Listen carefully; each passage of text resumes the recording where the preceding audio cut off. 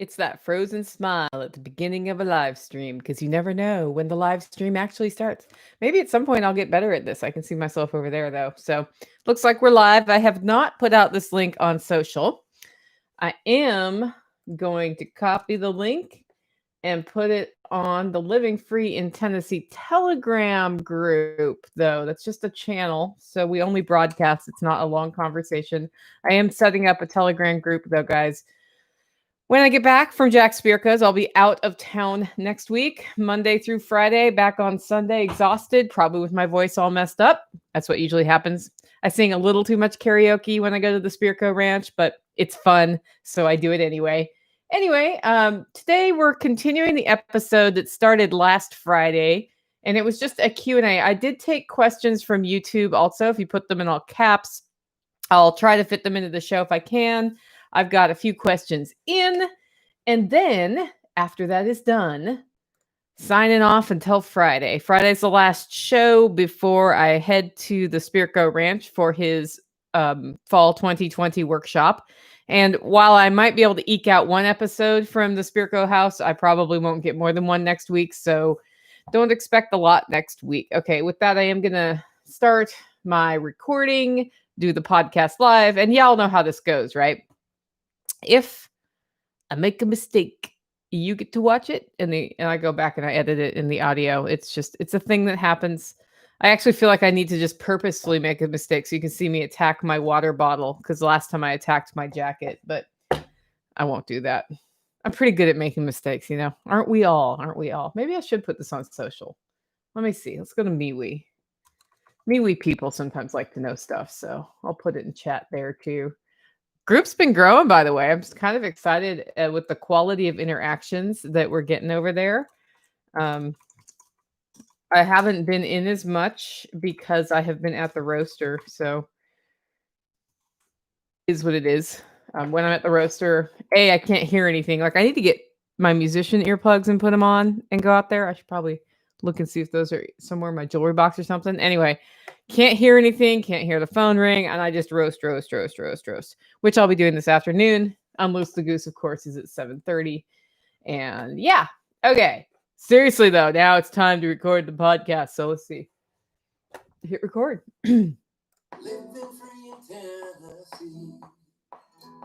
Well, welcome to everyone to the sound of my metronome, which I cannot turn off right now, which means I'm going to have to totally relaunch the beginning of this.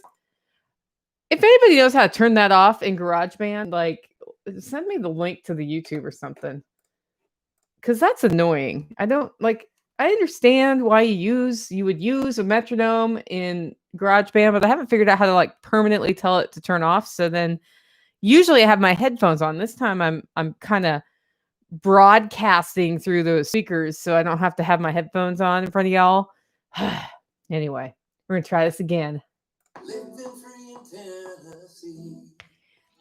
Well, welcome everyone to Living Free in Tennessee, where we talk about building the life you choose on your terms. Today is Wednesday, November 4th, 2020. It is the day after the election. It is the day that coronavirus ends and all our problems are solved, right? You know what? A lot of people looked at it that way, but not surprisingly, we don't know which person won. And honestly, guys, it doesn't matter who did. We're still going to go forward with the political machine doing the manipulations they do and building our lives the best way we can in the environment we're in. So today's a show where you have asked me questions and I'm going to answer them. And last time I did this show, I got so many questions that I did a second show. I also promised you I'd tell you the goat story from last week, and I haven't yet. So I put the goat story on this one. We have a politics question. We have a homesteading question. And of course, I am recording this live on YouTube. So if YouTube people put questions in all caps, I'll do my best to work them in. When we're out of time, we're out of time. As y'all know, who've followed the podcast for a while, I did a crowdfunding campaign over at kickstarthollyroast.com and knocked it out of the park, right? Well, that's a lot of coffee to roast. So yesterday, a week ago, I said I would get the emails out. Yesterday, I got the emails all the way out because I sent each in email individually, trying not to make terrible mistakes, you know. And I could have automated it, but I felt like the brand of hollow roast coffee is a little bit more personal anyway. And there were a lot of conversations here and there along the way. Like some people upgraded and wanted part of the former perk. And so they paid me a little bit more to keep that part of the former perk. And, as you can imagine, with several hundred people to coordinate, I got a little confused. So I was going back through email and double checking as best as I could. If you are somebody who backed the project and we had a special arrangement, I sent you a link to a form in the email. Fill out the form, and there's a place for special instructions. Even if you think I know what I'm supposed to do, I might not know what I'm supposed to do. So just remind me in the comments. I've seen a couple of the answers come in. They've been pouring in. It's great because we're going to start roasting that coffee tomorrow. And a couple people were like, hey, just in case you forgot. I'm like, yeah, good move, man. Because sometimes it's a lot of email traffic and I lose details, but there is a master spreadsheet now. So I am grounded in the world of kickstarthollowroast.com coffee. And I know pretty much what I'm doing. Also, if you want to send questions or feedback in for the show, you can do that. Nicole at livingfreeintennessee.com or go to livingfreeintennessee.com, click on contact, fill out the little form there, and those come to me. With that, we're going to jump straight into today's show, which is Ask Nicole, right? Stump the Sauce doesn't seem like, it's our Wednesday segment, Stump the Sauce. It doesn't really fit here, does it? Because you're asking me anyway. So, the first question isn't a question. It's a request from the Tactical Redneck to tell what happened last week on Thursday when he brought the goat back. And I think many of you who listen to the early advent of this podcast know about my struggles with fencing. I've really struggled with building a fence that kept the goat in. And the goat is trained to a tether, so we can tether her around the property. And originally there were two goats, both trained to tether, and one of them got killed by an animal attack, and the other one did not. And so we've had like a single goat for the last year and a half or so. I think it's been about a year, almost 2 years. And her name's Clover. And when she gets out, she's like, goats are really mischievous things, right? They're like that precocious child. They like to have fun. They're really curious about stuff. And they like to climb. I have a house built into the side of the hill. So the back of my house has a roof that's above the ground, but not that far above the ground. So the goat thinks that my house is a giant goat jungle gym. And so she'll get up on the roof. And the way I know she got out is I hear on the roof. And I'm like, that's probably not Santa Claus. Okay, goat's out again. So we end up getting on the roof or getting her off the roof. I've figured out how to manipulate her by making her curious. So I can usually get her down off the roof pretty easily, unless she's on the roof for like the third time. But people have always liked hearing about goat hijinks. And unfortunately, over the last 6 months or so, she's been under control. And it's made people sad. They're like, why don't you talk about the goat more? I'm like, well, because now I just pet her and give her apple slices. Like, she hasn't been getting out. The best she's been doing is getting kind of tied up in her tether, but nothing crazy. So then Thursday happened. Yeah. So John Willis over at SOE Tactical has been, every time I go there, saying, do you want a goat? And finally I was like, you know what? If you don't want the female goat you have, I have a single female goat. You have a single female goat. They're herd animals. They do better if they're together with another goat. And I will take on the goat. And so Tactical was out near where Willis is located, which is in Camden, Tennessee. He was going to be out that way anyway, doing something else. And he said, hey, I can pick up that goat on the way back. So last Thursday was a big day for me. Like, the electricity was hooked up to the roasting shed. I had an employee in to help me put out an order actually for SOE Tactical, where I could pay her to do the bagging and packing while I did the roasting, and we could just bang it out. And we did. But also, I had not finished installing the venting system. So I have a roaster, and there's a makeshift hood right now. I hadn't built that makeshift hood, and then it has to go through ducting, through a pump to the outside, so that when it gets smoky or there's chaff coming off the beans, we don't breathe that, or it doesn't get all over the roasting shed, right? And I had all the parts and pieces for it, but it hadn't been put together yet. So I got up in the morning, I built the ducting system, my employee showed up, I started roasting, and here's the problem. Tactical, when he heard I was doing ducting, he's like, "Do you have screws for those?" I'm like, "No." So he grabbed ducting screws, which take a special bit on the drill, a special bit that Nicole does not have. And he was gone. So I couldn't say, "Hey, dude, can I borrow that bit?" Because I don't know where he keeps his bits, like whatever. And so when I got up, I'm like, well, dang it, can't do that. That's not the word I said, but I'll keep it clean this morning. And so what I did is I hung the ducting, and I had bought like strapping to hang the ducting with. So it was hung up, pushed together, and at critical seams taped up with ducting tape, but not screwed together. And the problem with that is it goes up, and it goes up the wall, hoops over with an accordion, like movable dryer duct, and then has a hood. Okay. And the reason it does that is I sometimes have to move the hood out of the way to look down in the roasting chamber and see what's up, just because I want to make sure the beans are at the right height, because as they dry out, they get taller and taller, and you need to turn the fan down in the roaster I have. So yeah. So what really happened is I did one roast, and then that piece kept falling off because of gravity, because I didn't have the screws. Tactical was so I was frustrated. By the time he got here with the goat, I had been like roasting and shooting chaff all over the inside of the building. Like, it makes a terrific mess. There's like smoke pouring out of the door.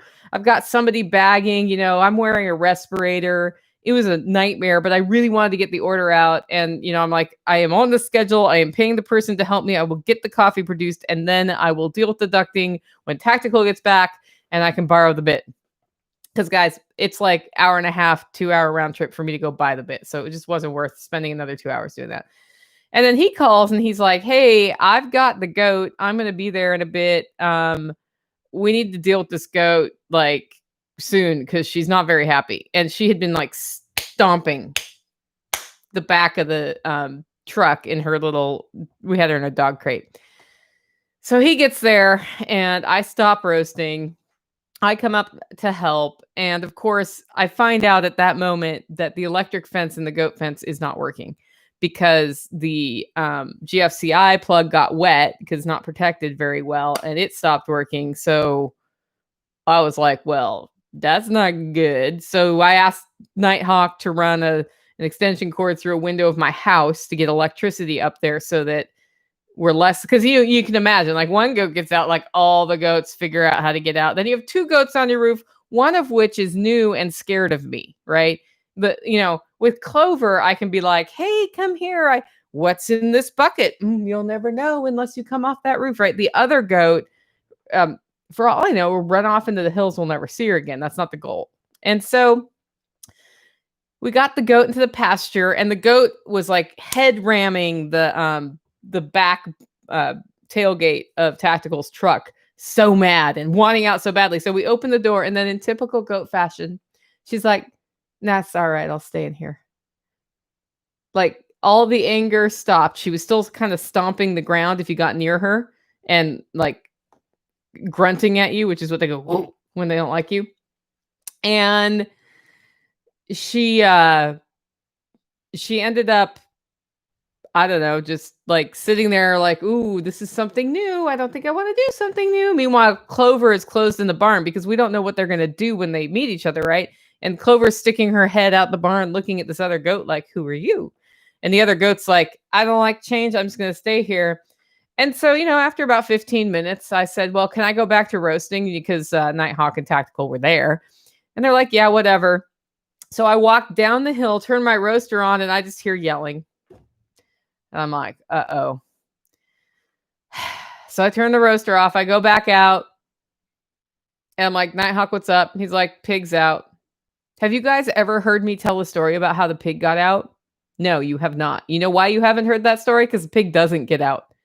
But in that, half-hour period of time where everybody's involved in making sure goats get along and don't fight and nobody gets maimed, right?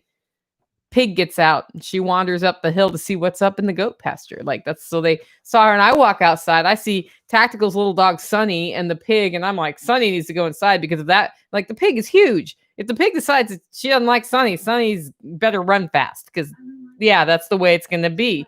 So then I got Sunny inside, and I found any other dog. Chestnut was outside. I was like, get back inside. So I got all the dogs inside, and then I went back outside, and I'm like, Tactical, do you need help? And at that point, the pig was walking back to the pasture because she's also like, we've been handling her, so she's not like a feral pig, right? So turns out that the pig fencing's all messed up. And we didn't know it till that moment, of course. And it's like typical. And the person helping me bag coffee is the lady I bought my goats from. So she comes out and she's helping and she's looking at the goat. She's like, I have never seen a goat that mad. Like, the goat that had just driven from Camden, Tennessee to here was pissed the hell off, right?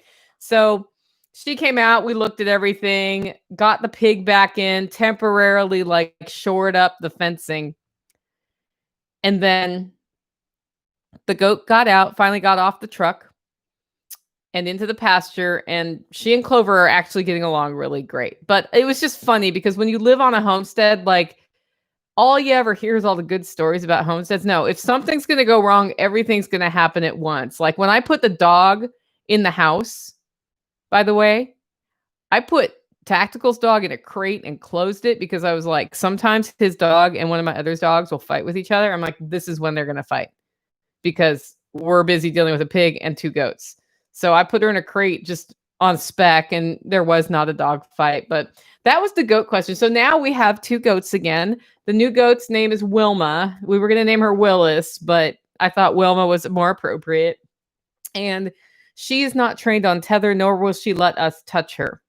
So what we're working on now is developing trust with her and pets. And then when she will let us touch her, we'll teach her how to be led on a lead.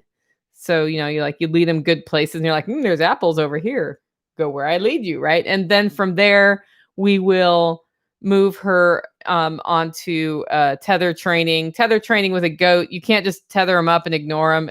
They can hang themselves. So you want to kind of ease them into it, put them in situations where there's nothing they can hang up on. And then over time, they figure it out. So we'll be doing tether training. You got to be around for that. You can't just ignore them all day.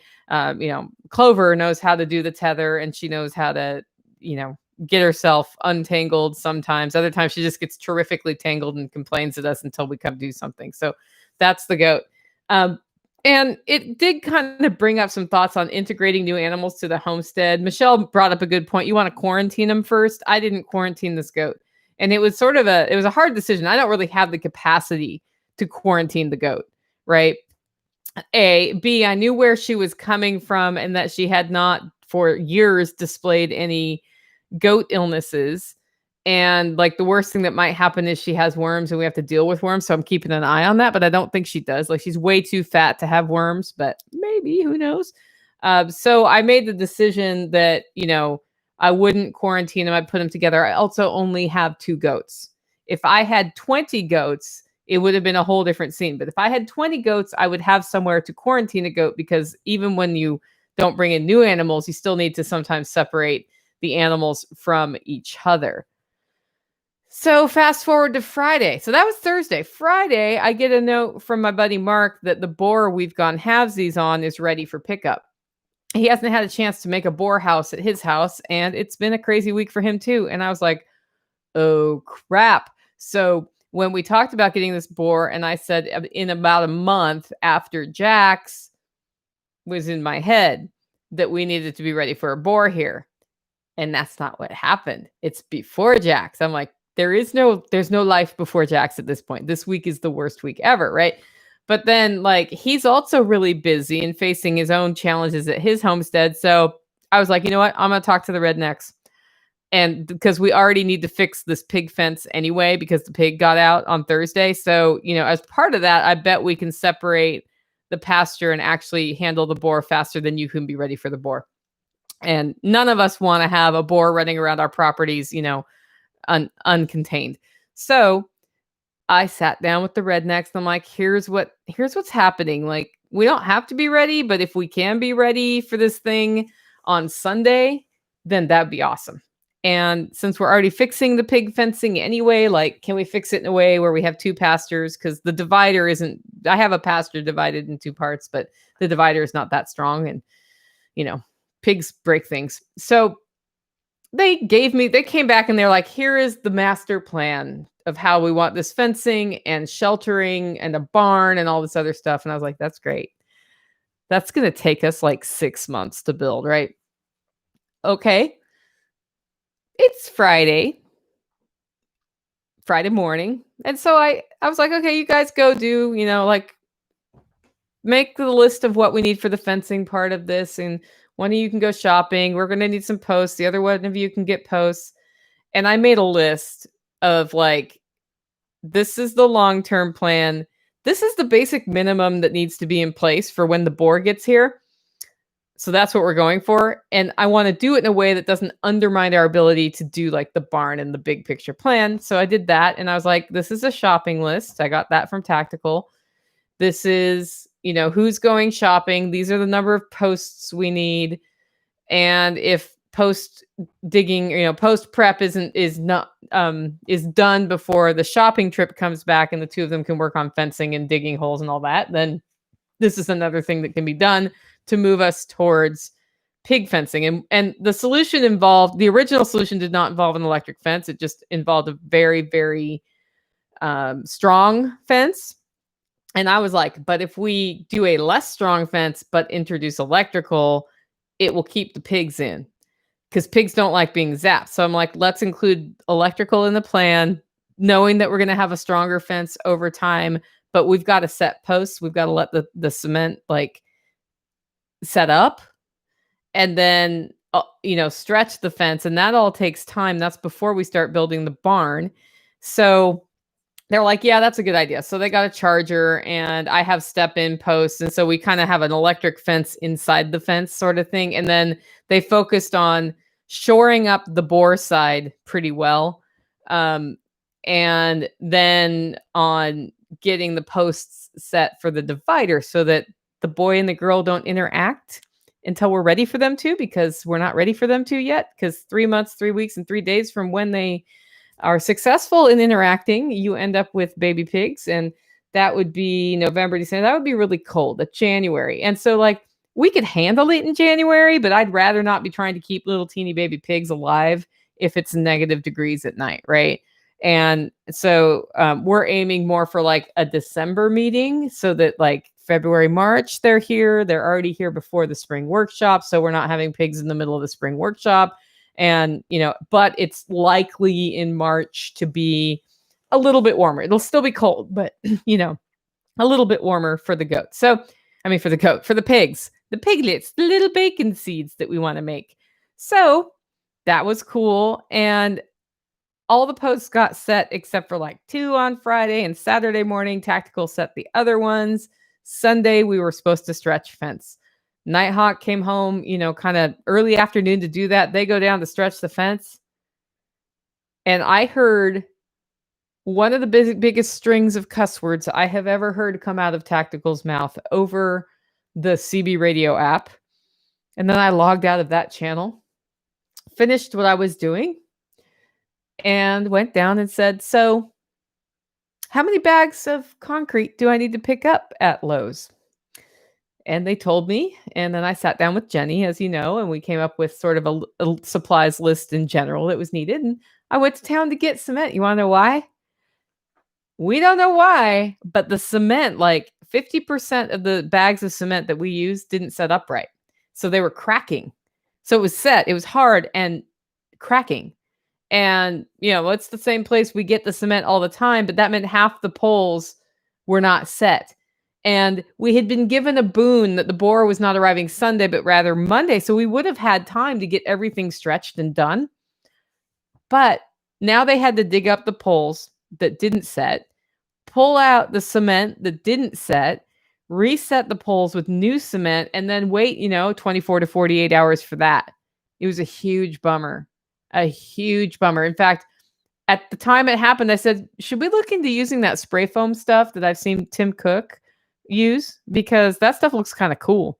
And they'd never know. They were like, never heard of that. I'm like, oh man, next time we do posts, I'm going to show you guys the YouTube video and we're totally going to try that stuff, even though it's more expensive. Like if it's less aggravating, bonus, right?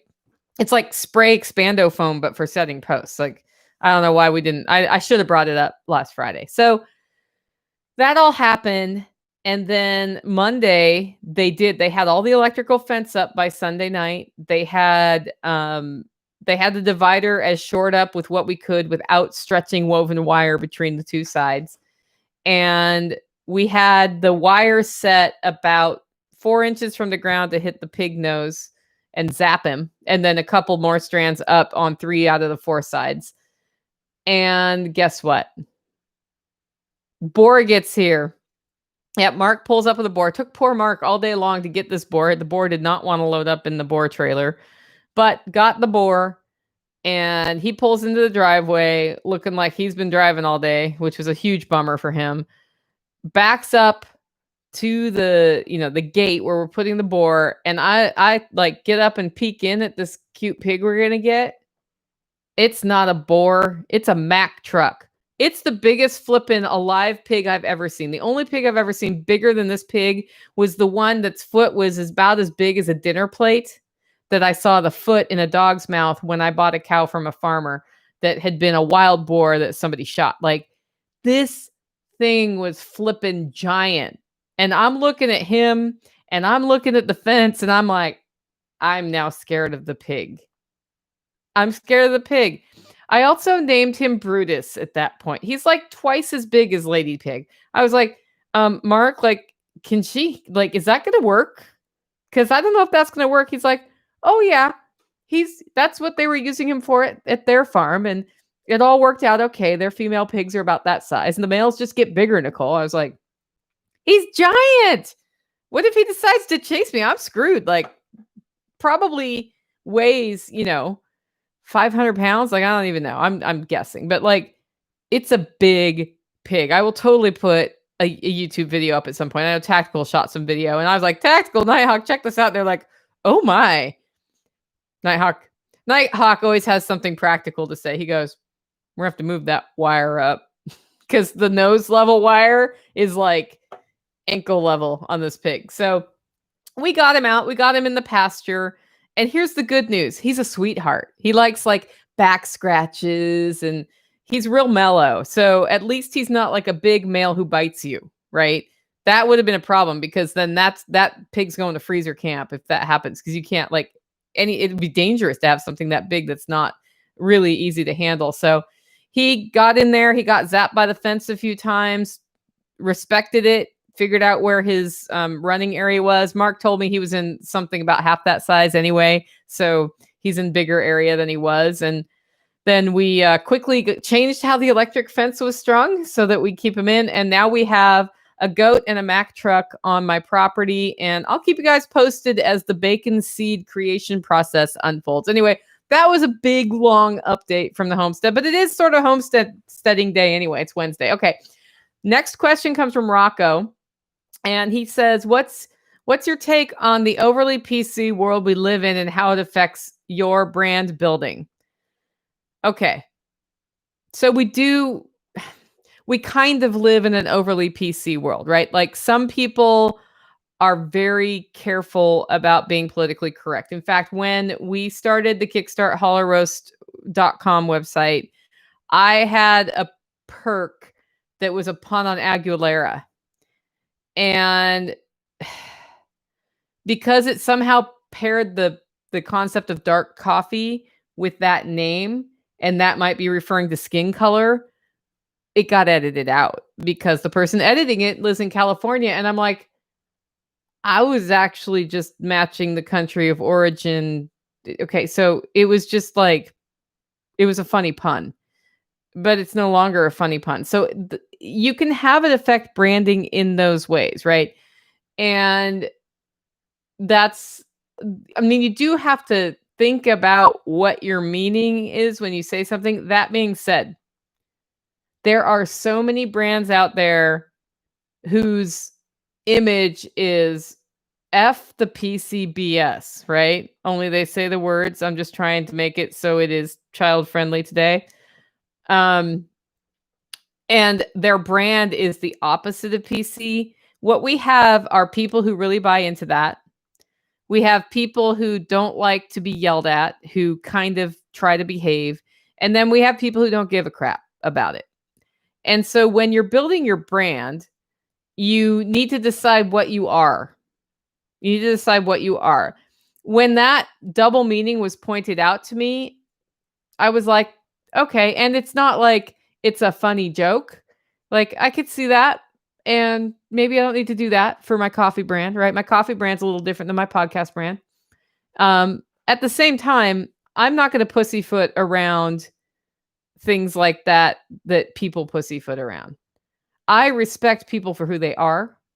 I respect people for their ability to make their own choices, whether I agree with it politically or not, whether I agree with it morally or not. It's their choice. And so I don't find it necessary to call people out, right? I just don't.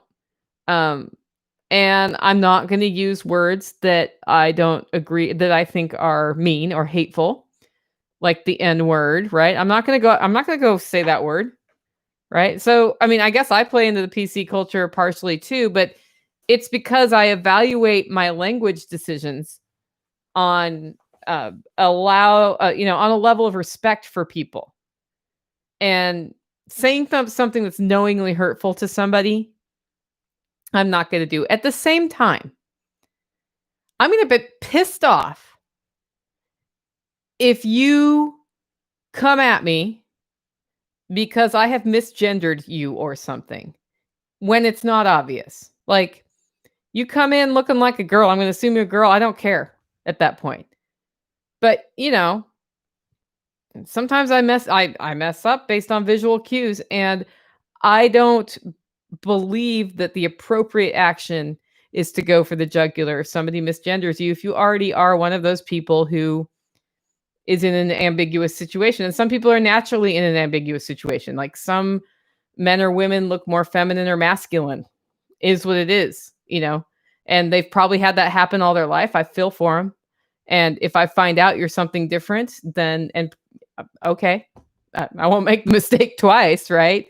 But I'm not going to spend my life evaluating people, trying to figure out their sexual preferences, all of that stuff. Like, I actually don't really care where you make those choices or who you choose to be romantically involved with, or any of that. I don't really care.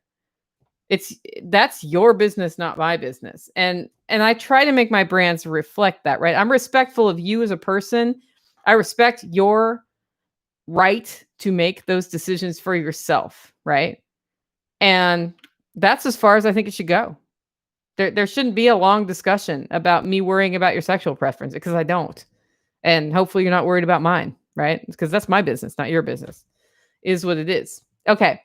So how the overly PC world affects branding. It affects branding if you're a giant corporation and are at risk of losing all your business from the segment that you are marketing to, if they care about it. That's what I think.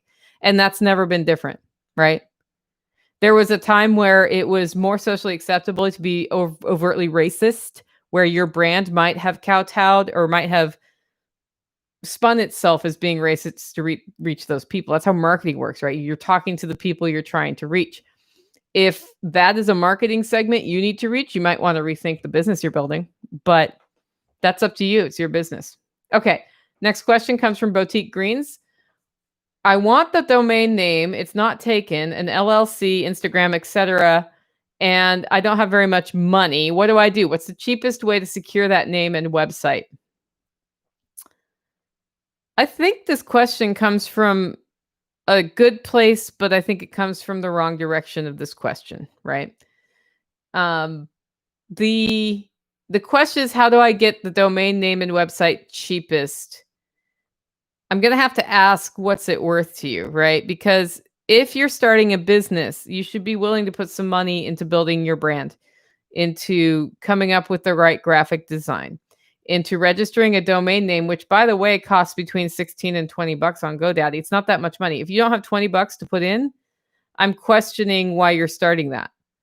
I would say spend the next month saving up $100 so that you can buy some basic hosting and the domain name, or so you can just buy the domain name so you have it. It costs you $0 to go out and get your Instagram name and all that. So you can do that today, right? For free. But buying the cheapest domain name registration just adds frustration to your life. You can go to Namecheap, right? Or Hosting Nation and buy it there. But can you use their tool, or is it really confusing? And is it worth a couple more bucks, to go from 11 to 16 to go someplace like GoDaddy, which I don't love GoDaddy, but their domain name registration tools are really easy to use, especially for a novice. As far as how to build a website the cheapest way to build it is to use one of the services I don't like Wix, because it's just done. That means that in the future, your cost for moving to a different platform, which will probably eventually happen for you, is higher because you're mostly manually moving that stuff. And that's just a business decision you make.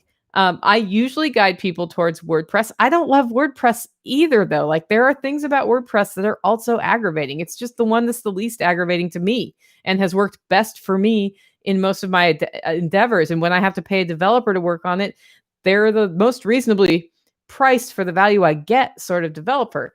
So, I would say this: figure out how much it costs to properly file your LLC using a professional to do it. I would get your domain name. Like, if you don't have the money for your domain name, save up for it and get it, because it's under 20 bucks.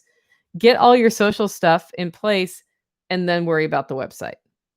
Is your business dependent on a website? Well, then you need to get the money to make the website happen too. That is what it is. Whether it be a little bit less money on a service like Wix, or it's paying a developer to get your basics in place on WordPress. Just get the prices, then you know what you're aiming for. And depending on what your business is, like if you're selling flowers and you grow them and you sell them and that's your business, and a bouquet goes for 10 to 20 bucks, start selling bouquets to do it.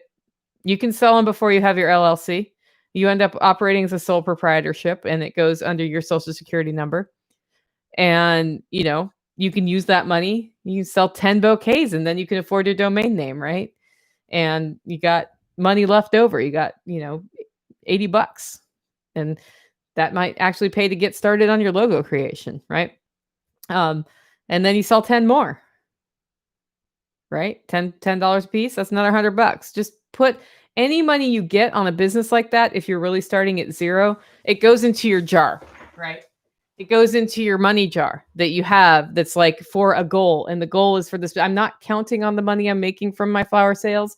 I am putting it in this jar and using it to get my business set up properly. If you're going to file an LLC or become an S Corp or something like that, pay for a CPA to advise you on how to structure it and talk through your business goals and what you're doing and what your personal goals are by incorporating. Okay. So that they can tell you if you need to be an LLC or an S Corp or any of those other things. I'm an S Corp. I'm not an LLC. I was an LLC for a long time. And I changed to S Corp because it worked better for me as a tax advantage. And I am taking a salary. Oddly enough, I have an expert counsel question in about that, because I can't write off my health insurance premium apparently as an S Corp. And, there's a way to do it if you don't pay yourself a salary in an LLC. Those are all things a CPA can help you look at the universe of how much money's coming in and the universe of what you're able to write off, and tell you how you pay Uncle Sam less taxes. And I think the only way to get that done is to meet with your CPA and talk about it. And it's something you want to do once a year. So this is how the environment has changed in a year, that sort of thing. That costs money. That's why when you start something kind of at the side hustle level, you're putting the money you get from that back in the jar. You're not using it to pay yourself. You're putting it back in the jar, folding it back into building that business the way you want to. It also means you're putting thought into how do you want to build it. So I do hope that helps you get going, Boutique Greens. I know that might not be the answer you want, but there are trade-offs. The cheaper the website to build, usually long-term, you're going to have an upgrade. The more expensive it is to build your website, in general, don't go pay somebody $10,000 your website. Like, if you can't get it done for under $2,500, then something's wrong, and it's probably going to be less than that. But it just depends on the functionality you need. But the cheaper you start on the website, if you're getting the $500 website or the $300 website, usually you're paying down the road or you're paying in higher hosting fees. I have been using getahostnow.com, which is a PA prepper from the Zello group. He does a great job. Customer service. He also builds websites for money. Like, you don't want to pay me, pay him. And he's really good at the startup website. I'm just saying, like, find out what the price is. And then if you're like, that's a lot of flowers to sell, start selling the flowers. And if you then see that having them on a website is going to sell more flowers, it makes it a lot easier to come up with the cash. Okay, next question was from YouTube. Hi, loving the conversation. I have a homesteading question. Have you or anyone you know raised pastured rabbits? It seems like it could work and be cost effective since the wild ones only eat grass. Okay.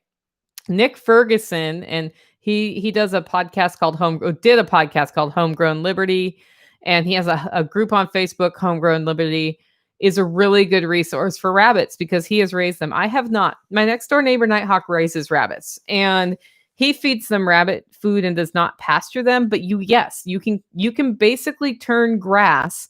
And I imagine you do some vitamin augmentation. I'm not 100% sure though. Maybe you don't. You can turn grass into rabbit poop and meat. And what you have to have is a tractor that the rabbits can't get out of and things can't get into to predate on them, because rabbits are one of those things that everybody likes to eat, right? And you move them around. Or you can take your grass clippings, bag them, and throw them in a rabbit hutch if you're keeping them in a hutch. Personally, I like the rabbit tractor idea. Just from a keeping the lawn maintained standpoint, but then that means you need to move it, right? This year is the first time we've had a chicken tractor that I can actually move, that also keeps the chickens from getting predated on and keeps them in. And even then, like, if a predator was really determined, it could get through the walls, but we also have dogs in the yard. So if you're thinking about doing it, and this is advice from Nick Ferguson, go find somebody who raises rabbits. Come out, see their operation, raises rabbits for meat. Choose your rabbit, kill your rabbit, clean your rabbit, eat your rabbit, and then decide if you're going to raise meat rabbits. And here's why. And you should do this with anything. Like, if you're going to do pigs for meat, or if you're going to do chickens for meat, if you're planning to be the one to process them, you need to know you can really process them, because you'll think you can sometimes and you'll find out you can't, or you'll think you can't and you'll find out you can, or you'll find out your family won't eat rabbits that you raised. And then you've got all these rabbits and the family won't eat them, right? But the reason I mentioned Nick Ferguson from Homegrown Liberty is that he's done some podcasts on rabbits. And if you're going to go there, listen to his stuff on rabbits, okay? I'll see if I can find specific episodes and put them in the show notes. But if not, homegrownliberty.com will get you to his website. And he has a podcast. He did it for a year and then stopped. But it's a really good repository on a lot of topics, including like getting your garden ready for spring and stuff like that. Hope that helped you with your rabbit struggles. Okay, this one's from Josh. If you could give one piece of advice to the Libertarian Party, what would it be? This is great. This is a great question when we're the day after election day, when we don't really influence the outcome, watching it not have an outcome, which we knew was going to happen, right? And people today are wasting their day glued to the TV trying to figure out which clown won. I'm not. I'm here recording a podcast. I'm going to go roast my butt off. That's my plan. And I'm going to record another podcast where I'm going to talk about the election because, why not? Unloose the gooses tonight. So here's my thought on that. If I could give one piece of advice to the Libertarian Party, I would ask them to seriously soul search about if working in the system to change the system is ever going to work. If I had a second piece of advice about liberty activists in general, I would say play the long game. Because one of the biggest flaws I've seen in the liberty movement was the choice to work with conservatives and Republicans to get less government solutions or limited government solutions passed. That was a terrible idea. It wasn't a terrible idea to do that, right? It was a terrible idea to only do that. And I worked for years in the think tank movement, and sometimes think tanks do work with Democrats, but most of the time I'd bring up, why aren't we infiltrating and getting candidates into the Democratic elections? Why are we only getting them into the Republican ones? Right? You don't hear about a lot of like, I'm libertarian. Nope, I'm a Democrat. Does that happen? It has happened, but it does not happen. You know what I mean? Like, it's not like there are no examples, but there are very few examples. And the reason I was given is that the Democratic Party is so progressive leaning and the up and comers are socialists that there would be no room. Well, okay. The Republican Party has the same problem, right? They want to control your social choices, and the Democrats want to control your financial choices. That's the same thing. It's just different topics. And so if you're fighting, if in the big picture, you're fighting the element where people whose none of their business it is trying to make it their business and control what you do, then you need to be working on both sides of that coin, right? And pushing freedom on both sides of that coin, and not just ignoring one whole side. That's what the progressives have been doing for over 100 years, right? They've been playing both sides of the coin as best they can. And it's working. My biggest disappointment with the liberty movement is that they don't do that. Some of them do. I mean, it's not like 100%, but I wish there would be a bigger picture approach and not just the next 10, 20 years, because life is longer than 10 or 20 years. And it's real easy to critique the liberty movement when you're not in it. That's the other thing, is I have been in it and I am out of it critiquing it. And at the same time, I know those people work really hard, right? I just wish they'd work a little less hard on the Republican side and work equally hard on the Democratic side and play the 100-year long game. Because the 100-year long game is the one that matters, or the 200-year long game matters. And we're talking about individual flourishing, loving the person, the individual. We're talking about personal liberty, protecting the rights of the individual over the will of the collective. That's what we're talking about, really. And that we are seeing the collective will undermine the individual. That's what we're seeing now. That opens up a lot more pain. And I'm not going to say either side doesn't have pain. That's the thing. The problem is liberty people are too realistic. We are like, yeah, there might be some pain too if we protect the rights of the individual over the will of the collective. And people don't like to hear that, right? But it's like A, more fair, B, less destructive if you just start following through what that means. But unfortunately, for the Karens in the world, it means you can't tell other people what to do, and that's a problem. That's a problem for some people. They don't actually believe that you shouldn't have to do what the rules say, right? And I guess I've never been a person that, well, because of the rules, we do it this way. Because of the rules, I make a choice about how much risk I want to take, and if I'm willing to break that rule if I don't agree with it. And if there's no good reason for the rule, that is what it is. Okay, I have a question from YouTube, and it's, what do you make of things like Fiverr and other similar sites to get graphics, etc.? I've never used Fiverr, but I have used logotournament.com and gotten great graphics out of it. I put a contest up, put the time in, giving feedback on it, got some really good logos, got the logo. The file was unusable. So I paid, whatever, $400 for that logo. And the files I got, I had to then pay a graphic designer another $150 to redraw the logo. And so I was all in $550 for a logo. Not the end of the world. That may seem expensive, but it was an important logo for an endeavor I was doing. I have also spent for the LFTN logo, I spent $150 and just paid a designer to draw it off of a pencil drawing on a piece of paper that Jenny Hill wrote. Like, she was like, how about this? And I was like, well, that's good. I want this one change. Hired a designer, and they took it from a piece of paper to a concept, one turnaround, and it was done. So I would say if you're going to do Fiverr, know what you want. be ready to communicate, be ready to shift fire if it doesn't work. I've heard a lot of people have good results from Fiverr. Okay, this one's from Marie. This is our last one of the day. And Marie heard the last Q&A section and she was like, hey, I got some input on the health share thing. So she said, I heard you say that you would be looking at different health share plans.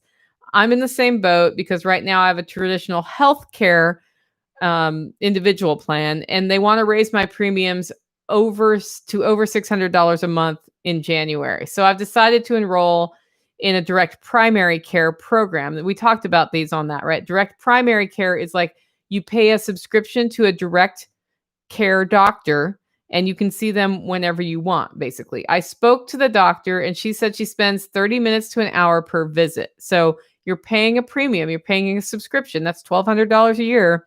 So that when you see the doctor, they actually bother to spend time figuring out your situation.